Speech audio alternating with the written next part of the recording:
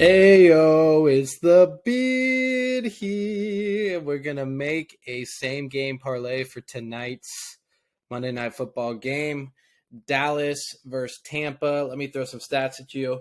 The thing that's most interesting to me is Brady is a home dog, and Brady in the postseason as an underdog, 41, 20, and 2 against the spread. So not only are you giving this guy points, but you're also having him play at home, coming off a massive game in his last game. That's something we definitely want to bring into this parlay. What I'm also looking at is what is the public doing versus what are the sharps doing? And the sharps right now are betting heavy on the over, which is counterintuitive to what the trends say, because the trends, I think it's like 5-1 or 6-1 in the last 5 or 6 games or 6 or 7 games have gone under between these two, but all the sharps are on the over. And then validating what we were saying about Brady, they are also sitting on Brady. So what I like to do with same game parlays is I like to juice things that I'm not 100% certain on and then try to find some positive money plays to kind of counterbalance that, looking for 10-1 on my money.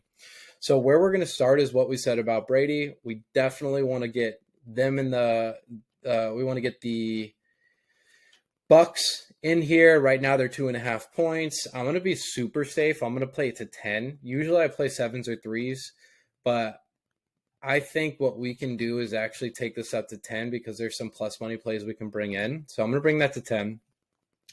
The next thing I want to look at is our totals, knowing that all the sharps are sitting on the over 45. I originally wasn't looking at this number, but if they're sitting there, I'm also going to juice this. I'm going to take this down to over 35.5. So now we're sitting on those two, sitting at minus 186. Going to go to touchdowns. You know I got to go with my boy Zeke. I've been betting Zeke every single week this year, and the dude is just always punches it in. They get down around the end zone. They can't get a big play into the end zone, and then they just ride Zeke in. So I'm going to take Zeke. The other person who's really interesting to me is Mike Evans. Now, I think Mike Evans, though he'll probably be game scripted for, has the advantage in the red zone, and I think Brady's going to capitalize on that. And at plus 200, that's just such a tasty line for me to kind of go after. So I'm going to take Mike Evans on this as well, and that already jumps us up to 684. Now, if Mike Evans is going to score, then we know that Mike Evans is going to at least catch something. So right now, sitting at over 65.5.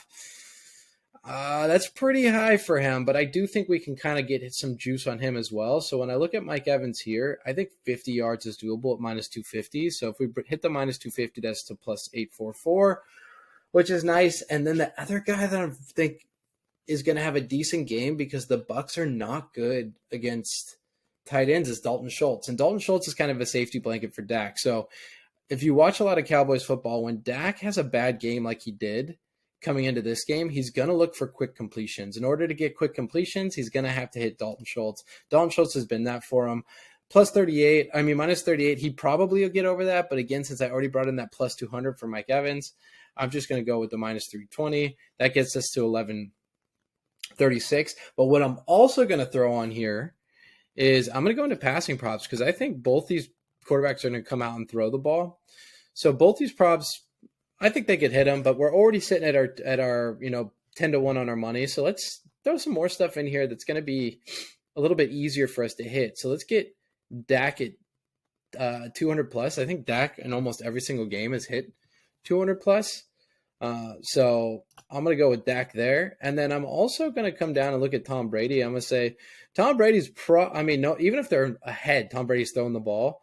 275 is interesting, but actually at 13-1 on my money already, let's just throw a little bit of money right here. Get me up to 14, right?